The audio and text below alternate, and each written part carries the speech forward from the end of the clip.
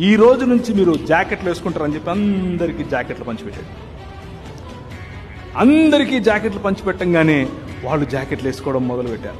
వాళ్ళు జాకెట్లు వేసుకోవడం మొదలుపెట్టగానే ఆ స్థానికంగా ఉన్నటువంటి ఈ కులోన్మాదులు, మతోన్మాదులు, లేకపోతే అధికార అహంకారం కలిగినటువంటి వారు ఏం చేశారంటే నాయరు అనే సమాజాన్ని పిలిచారు.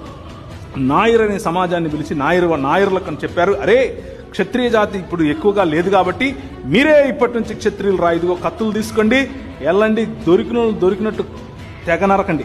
ఏం నరకాలి?